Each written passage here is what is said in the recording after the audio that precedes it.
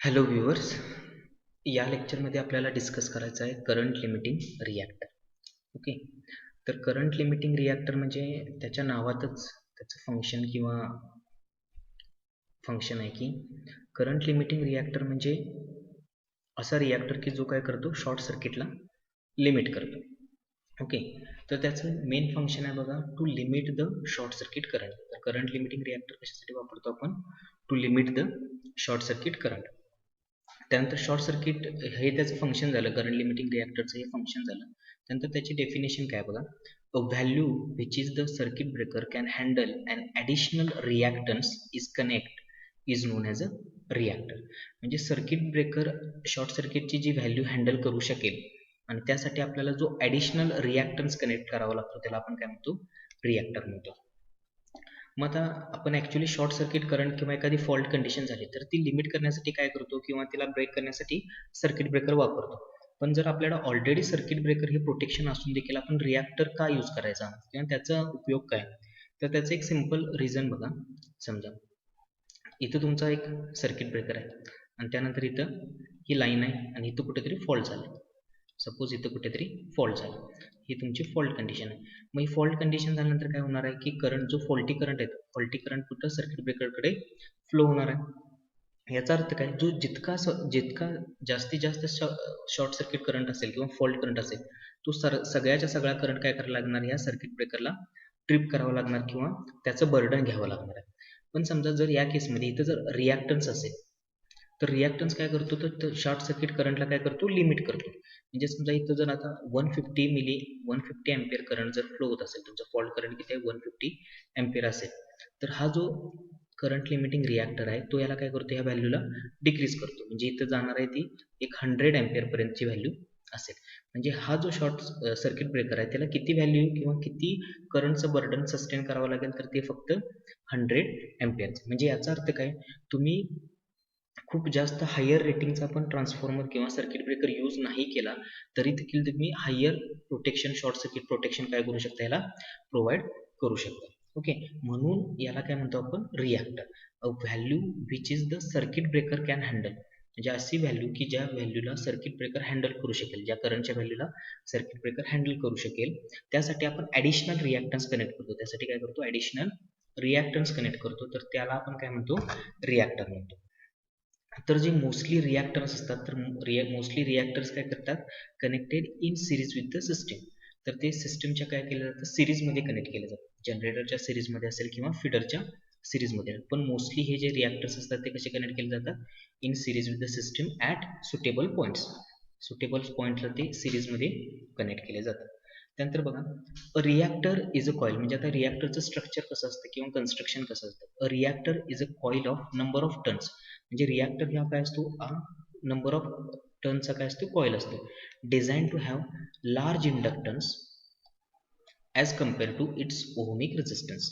म्हणजे आता जर टर्न्स आहेत तर टर्न्समध्ये दोन कॉन्सेप्ट असतात, एक तर इंडक्टन्स आणि ओहमिक रेझिस्टन्स. आता यामध्ये जो रेझिस्टन्स असतो तो रेझिस्टन्स कसा असतो, कमी असतो ॲज कम्पेअर टू इंडक्टन्स. म्हणजे त्याचा जो इंडक्टन्स आहे त्या इंडक्टन्सच्या रेझिस्टन्स आहे त्या रेझिस्टन्सपेक्षा त्याचा इंडक्टन्स काय असतो, जास्त असतो. आता करंट लिमिटिंग रिॲक्टरचं, आता तुम्ही म्हणाल की रेझिस्टन्स आपण करंट लिमिट करण्यासाठी किंवा करंटला अपोज करण्यासाठी काय वापरतो, रेझिस्टन्स वापरतो. पण इथं रेझिस्टन्सच्या ऐवजी रिॲक्टरच्या ऐवजी रेझिस्टन्स वापरू शकतो. त्यानं काय होईल, तुमचा करंट स्टॉप होईल किंवा त्याला करंटला अपोज करता येईल. पण जी सिस्टीमची इफिशियन्सी आहे ती सिस्टीमची इफिशियन्सी काय होणार नाही, व्यवस्थित राहणार नाही, ती खूप कमी होईल. कारण का, जर रजिस्टर कनेक्ट करतो याचा अर्थ काय, रजिस्टरमधून करंट फ्लो व्हायला लागला तर तिथं लॉस क्रिएट होणार आहे. आणि जर इंडक्टन्स असेल, लार्ज नंबर ऑफ इंडक्टन्स असेल तर काय होणार आहे, जास्त लॉस क्रिएट होणार नाही. लॉस होणार पण तो कसा असणार आहे, कमी असणार आहे. त्याचा ओहमिक रेझिस्टन्स कसा असला पाहिजे, कमी असला पाहिजे, आणि इंडक्टन्स कसा असला पाहिजे, लार्ज व्हॅल्यू असली पाहिजे. जेणेकरून तुमचा जो लॉस होणार आहे सिस्टममध्ये, लॉस तर होणार पण तो कसा असेल, कमी असेल. कारण तुमचा इंडक्टन्स जास्त आहे आणि रेझिस्टन्स कसा आहे, कमी आहे. म्हणून जो इंडक्टन्स किंवा जो रिॲक्टन्स आपण तयार करतो त्याच्यामध्ये जे मटेरियल वापरलं असतं ते कुठलं मटेरियल असतं, कॉपरचं. कॉपर का यूज करायचं, कारण की कॉपरची कंडक्टिव्हिटी जास्त आहे आणि त्याचा रेझिस्टन्स कमी असतो. जर कमी रेझिस्टन्सचं मटेरियल आपण यूज केलं तर ऑलरेडी त्याचा ओहमिक रेझिस्टन्स काय होणार आहे, कमी होणार आहे. ओके, तर हे थोडक्यात करंट लिमिटिंग रिॲक्टर बद्दल आहे. एक तर करंट लिमिटिंग रिॲक्टर कशासाठी वापरतात, to limit the short circuit current. एक तर शॉर्ट सर्किट करंट लिमिट करण्यासाठी वापरतो. त्याची डेफिनेशन काय, a value which is the circuit breaker can handle and additional reactance is connect is non as a reactor. म्हणजे circuit breaker जी short circuit value करंटची जी value sustain करू शकेल त्यासाठी आपल्याला ॲडिशनल रिॲक्टन्स जो कनेक्ट करावा लागतो त्याला आपण काय म्हणतो, रिॲक्टर. आणि रिॲक्टर काय करतो आपण, कायम सिस्टीमच्या सिरीजमध्ये कनेक्ट करतो. आणि दुसरी गोष्ट म्हणजे जे रिॲक्टरचं स्ट्रक्चर आहे तर ते कसं असतं, एक कॉईल असते आणि ती नंबर ऑफ टर्न्स असते आणि त्या नंबर ऑफ टर्न्समध्ये त्याचा इंडक्टन्स जास्त असला पाहिजे as compare to ohmic resistance. तर त्याचं रिझन काय, कारण की जर रेझिस्टन्स जास्त असेल तर लॉस जास्त होणार आणि लॉस जर जास्त झाला तर तुमची इफिशियन्सीवरती त्याचा इफेक्ट होणार आहे. म्हणून जे आपण त्याचं स्ट्रक्चर करतोय तो कसं असलं पाहिजे की large inductance as compare to ohmic resistance. म्हणजे त्याचा प्रत्येक मटेरियलला काही ना काही ओहमिक रेझिस्टन्स हा असतोच, पण तो ओहमिक रेझिस्टन्स किती कमी ठेवता येईल तितका कमी ठेवायचा. म्हणून त्यासाठी आपण मटेरियल कुठलं वापरतोय तर कॉपर. कारण की कॉपरची कंडक्टिव्हिटी जास्त आहे. कंडक्टिव्हिटी जास्त इन द सेन्स रेझिस्टिव्हिटी कमी. रेझिस्टिव्हिटी कमी इन द सेन्स की त्याचा रेझिस्टन्स कसा असणार आहे, कमी असणार आहे. म्हणून जो रिॲक्टरचं जे स्ट्रक्चर असतं it will be a large inductance and low ohmic resistance. Okay, so this is something about the current limiting reactor. तर त्याच्याबद्दल डिटेलमध्ये बघा. त्यानंतर लोकेशन ऑफ रिॲक्टर्स. आता जे रिॲक्टर आपण बघितलं की रिॲक्टर आपण शॉर्ट सर्किट करंट लिमिट करण्यासाठी वापरतो, तर त्याचे ॲक्च्युअल पॉवर सिस्टीममध्ये लोकेशन्स कुठं असतात, तर फर्स्ट लोकेशन बघा, in series with the generator. जर तुमच्या पॉवर सिस्टीममध्ये जनरेटर असतील तर त्या जनरेटरच्या सिरीजमध्ये कनेक्ट केले जातात. सेकंड आहे in series with each feeder. जे आपल्या डिस्ट्रीब्युशन सिस्टममध्ये जे फिडर्स असतात तर त्या फिडरच्या सिरीजमध्ये आपण कनेक्ट करतो. आणि last one is the busbar. बसबारमध्ये परत दोन सिस्टीम आहेत, रिंग सिस्टीम आणि टायबार सिस्टीम. तर त्या वेगवेगळ्या सिस्टम्स आहेत त्या आपल्याला बघायच्या आहेत. तर ही त्याची तीन लोकेशन्स आहेत. एक तर आपण जनरेटरच्या सिरीजमध्ये कनेक्ट करतो, फिडरच्या सिरीजमध्ये कनेक्ट करतो आणि बसबारमध्ये रिॲक्टर्स कनेक्ट करतो. त्यानंतर classification of current limiting reactors. आता जर तुम्ही जनरेटरच्या सिरीजमध्ये रिॲक्टर कनेक्ट केला तर त्याला आपण जनरेटर रिॲक्टर म्हणतो. जर रिॲक्टर तुम्ही फिडरच्या सिरीजमध्ये कनेक्ट केला तर त्याला तुम्ही फिडर रिॲक्टर म्हणतात. आणि जर तुम्ही बसबारमध्ये रिॲक्टर कनेक्ट केला तर त्याला आपण काय म्हणतो, बसबार रिॲक्टर. हे त्याचे क्लासिफिकेशन्स आहेत. तर यामध्ये तीन इम्पॉर्टंट क्लासिफिकेशनमध्ये जनरेटर रिॲक्टर, फिडर रिॲक्टर आणि बसबार रिॲक्टर. आता यानंतर आपण वन बाय वन डिस्कस करूया. So first one is the generator reactor. आता जसं ऑलरेडी आपण डेफिनेशनमध्ये सांगितलं की जनरेटर रिॲक्टर म्हणजे काय असतं, तर जनरेटरच्या सिरीजमध्ये जर आपण रिॲक्टर कनेक्ट केला तर त्याला आपण काय म्हणतो, जनरेटर रिॲक्टर. म्हणण्याची डेफिनेशन काय, when the reactors are connected in series with generator are known as a reactors. म्हणजे are known as a generator reactors. म्हणजे जे रिॲक्टर आपण जनरेटरच्या सिरीजमध्ये कनेक्ट करतो त्यांना आपण काय म्हणतो, जनरेटर रिॲक्टर्स. आता या फिगरमध्ये बघा, तर G1, G2 आणि G3 हे तीन जनरेटर्स आहेत. आणि या जनरेटरच्या सिरीजमध्ये आपण काय केलेले आहेत, रिॲक्टर्स कनेक्ट केले. तर या रिॲक्टरना काय म्हणतो आपण, these are the generator reactors. त्यानंतर ही बसबार लाईन आहे, ही जी लाईन आहे ती बसबार लाईन आहे. आणि हे जे पॉईंट्स दिसतात तर हे काय आहेत, फिडर्स आहेत. वेगवेगळ्या फिडरवरून आपल्याला काय केलेलं आहे, सप्लाय आलेलं. तर हे सगळे फिडर्स आहेत. त्यानंतर आता the function of generator reactor is to protect the generator in case of any short circuit occurs beyond the reactors. म्हणजे आता हे जे रिॲक्टर्स आपण कनेक्ट केले तर ह्या रिॲक्टरचं फंक्शन काय, तर ह्या रिॲक्टरचं फंक्शन काय की समजा एखाद्या वेळी, आता इथे एफ लिहिले, एफ म्हणजे इथं झालेला आहे फॉल्ट. आपण पॉवर सिस्टममध्ये एफ किंवा क्रॉस जो डिनोट करतो तो कशासाठी डिनोट करतो, तर ते फॉल्ट झालेला आहे असं दर्शवण्यासाठी डिनोट करतो. तर the function of generator reactor काय, इज टू प्रोटेक्ट जनरेटर. तर ह्या जनरेटर रिॲक्टरचं फंक्शन काय, तर ह्या जनरेटरला काय करणं, प्रोटेक्ट करणे. कधी, in case of any short circuit occurs beyond the reactor. या रिॲक्टरच्या पलीकडे समजा एखादा फॉल्ट झाला तर तो काय होणार आहे, फॉल्ट करंट फ्लो होणार आहे इकडे. पण तो फॉल्ट इथं रिॲक्टर असल्यामुळे काय होणार आहे, हा रिॲक्टर काय करणार आहे, हा जो फॉल्ट करंट आहे त्या फॉल्ट करंटला काय करणार आहे, लिमिट करणार आहे. म्हणून ह्या जनरेटर रिॲक्टरचं फंक्शन काय, to protect the generator in case of short circuit. म्हणजे ज्यावेळी एखादा शॉर्ट सर्किट फॉल्ट होईल आणि शॉर्ट सर्किट करंट ज्यावेळी तुमच्या जनरेटरकडे फ्लो होईल त्यावेळी हा जनरेटर रिॲक्टर काय करणार आहे, तुमच्या जनरेटरला प्रोटेक्ट करणार आहे. तर हे होतं जनरेटर रिॲक्टरची डेफिनेशन आणि त्याचं फंक्शन. तर आता जनरेटर रिॲक्टर वापरण्याचे थोडे डिसएडव्हान्टेजेस पण आहेत की जनरेटर रिॲक्टर जर तुमच्या पॉवर सिस्टममध्ये असेल तर त्याचे काही डिसएडव्हान्टेजेस पण आहेत. तर फर्स्ट डिसएडव्हान्टेज बघा, the reactance are all the time connected in circuit, there is a considerable voltage drop and power loss in the reactors even during normal operation. म्हणजे आता हे जे रिॲक्टर्स आपण इथं वापरलेले आहेत, हा एक रिॲक्टर आहे किंवा हा रिॲक्टर आहे आणि हा रिॲक्टर आहे, तर काय होतं, हे जे रिॲक्टर्स आहेत हे फक्त फॉल्ट झाल्यानंतर पिक्चरमध्ये येतात अशातली गोष्ट नाही, तर ते कंटिन्युअसली तुमच्या पॉवर सिस्टममध्ये काय असतात, सेटल असतात. त्याच्यामुळे काय होतं, व्होल्टेज ड्रॉप आणि पॉवर लॉस कंटिन्युअसली तिथं होतो. व्होल्टेज ड्रॉप आणि पॉवर लॉस काय होतो, कंटिन्युअसली या ठिकाणी होतो. मग व्होल्टेज ड्रॉप आणि पॉवर लॉस झाला तर तुमच्या इफिशियन्सीवरती त्याचा काय होतो, इफेक्ट होतो. आता इथं जे रिॲक्टरचं आपण कन्स्ट्रक्शन केलेलं आहे ते कसं आहे, लार्ज इंडक्टन्स आणि लो ओहमिक रेझिस्टन्स, त्यामुळं जो व्होल्टेज ड्रॉप आणि पॉवर लॉस होणार आहे तो कमी असणार आहे. पण कमी जरी असेल तरी त्याच्यामुळे काय होतं, आपल्या इफिशियन्सीवरती त्याचा थोडाफार परिणाम हा नक्की होतो. त्यानंतर नेक्स्ट डिसएडव्हान्टेज काय बघा, if the fault occurs close to bus bar, the voltage of bus bar reduces to a great value which may affect the generator performance. आता समजा if the fault occurs close to busbar, आता हा busbar आहे आणि या busbar लाईनच्या close जवळपास कुठेतरी फॉल्ट झाला, तर त्याच्यामुळे काय होतं, हे जे बसबारचं व्होल्टेज आहे हे बसबारचं व्होल्टेज काय होतं, रिड्यूस होतं किंवा कमी होतं. कारण की तुम्हाला माहिती आहे ज्यावेळी शॉर्ट सर्किट फॉल्ट होतो, शॉर्ट सर्किट फॉल्टमध्ये करंट इन्क्रीज होतो आणि व्होल्टेज काय होतं, डिक्रीज होतं. आणि व्होल्टेज काय होतं, डिक्रीज होतं विथ ग्रेट व्हॅल्यू आणि विच इफेक्ट, आणि ह्या इथलं व्होल्टेज कमी झाल्यामुळे त्याचा इफेक्ट काय होतो, जनरेटरच्या परफॉर्मन्सवरती होतो. म्हणून हा एक त्याचा डिसएडव्हान्टेजेस आहे की जनरेटर रिॲक्टर वापरण्याचा हा एक डिसएडव्हान्टेज आहे. त्यानंतर if the fault occurs on the busbar or feeder then continuity of supply is affected. तर समजा फॉल्ट जर इथं बसबारला झाला किंवा फिडरला झाला तर तो बसबार किंवा तो फिडर काय होणार आहे, म्हणजे त्याला आपण आयसोलेट करणार आहे. जर आयसोलेट केलं तर त्याच्यामुळे कंटिन्युटी सप्लाय काय होणार आहे, अफेक्टेड होणार आहे. म्हणजे हे तीन डिसएडव्हान्टेजेस आहेत कुणाचे, जनरेटर रिॲक्टरचे. एक तर जनरेटर रिॲक्टरचा डिसएडव्हान्टेज काय, तर ऑल द टाइम तो कनेक्टर असतो तुमच्या सर्किटमध्ये, त्यामुळे व्होल्टेज ड्रॉप आणि पॉवर लॉस होतात.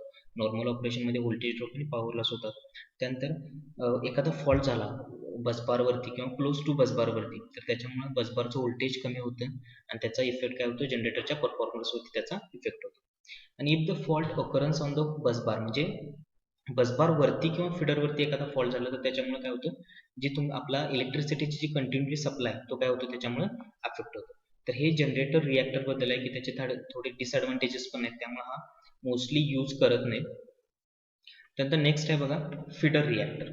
आता जसं आपण जनरेटर रिॲक्टर बघितलं की जर एखादा रिॲक्टर तुम्ही जनरेटरच्या सिरीजमध्ये कनेक्ट केला तर त्याला आपण काय म्हणतो, जनरेटर रिॲक्टर. त्याचं सेम की जर एखादा रिॲक्टर तुम्ही फिडरच्या सिरीजमध्ये कनेक्ट केला तर त्याला आपण काय म्हणतो, feeder reactor.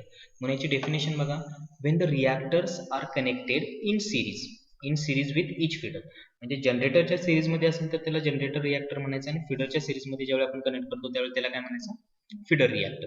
They are known as a feeder reactor. आता ह्या पिक्चरमध्ये बघा ए बी सी या तीन काय फिडर लाईन्स आहेत, ए बी सी या तुमच्या फिडर लाईन्स आहेत आणि हे जे रेडमध्ये दिसत आहेत हे काय झाले आहेत, त्यांचे रिॲक्टर्स. आणि हे रिॲक्टर्स आपण फिडरच्या सिरीजमध्ये कनेक्ट करेल म्हणून यांना काय म्हणायचं आपण, these are the feeder reactors. Okay. आता फिडर रिॲक्टरचे काही ॲडव्हान्टेजेस आहेत, advantages as well as disadvantages आहेत. तर ॲडव्हान्टेजेस काय, फर्स्ट ॲडव्हान्टेजेस बघा, occurrence of the fault on any feeder do not disturb the busbar voltage. म्हणजे जर फॉल्ट तुमच्या फिडरवरती झाला तर त्याचा कुठलाही परिणाम कशावरती होत नाही, तुमच्या बसबार व्होल्टेजवरती होत नाही. कारण की बसबार व्होल्टेजवरती जर त्याचा परिणाम झाला किंवा तर बसबार व्होल्टेज काय होतं, कमी होतं आणि बसबार व्होल्टेज कमी झालं तर त्याच्यामुळे जनरेटरचा परफॉर्मन्स काय होतो, इफेक्ट होतो. म्हणून जर एखादा फॉल्ट फिडरवरती झाला तर त्याचा बसबार व्होल्टेजवरती काय डिस्टर्बन्स होत नाही. हे एक मेन ॲडव्हान्टेज आहे. सेकंड ॲडव्हान्टेज बघा, fault on any one feeder does not affect the other feeders, thus the continuity supply is maintain.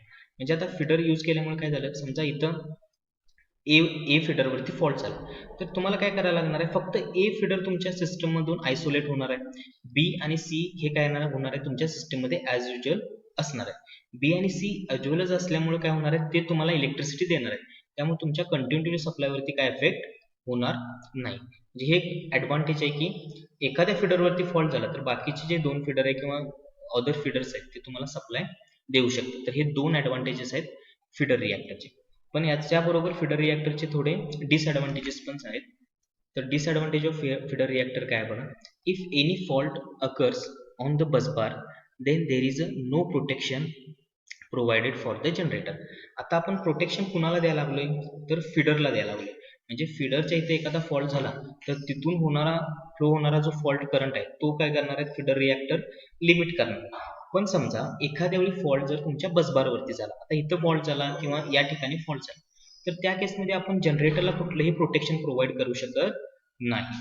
म्हणजे या केसमध्ये काय होणार, जो फॉल्ट करंट आहे तो तुमच्या जनरेटरमध्ये फ्लो होणार आहे आणि जनरेटरला तुमचा परफॉर्मन्स किंवा बाकी त्याचे शॉर्ट सर्किट करंटचे जे इफेक्ट होतात ते होतात.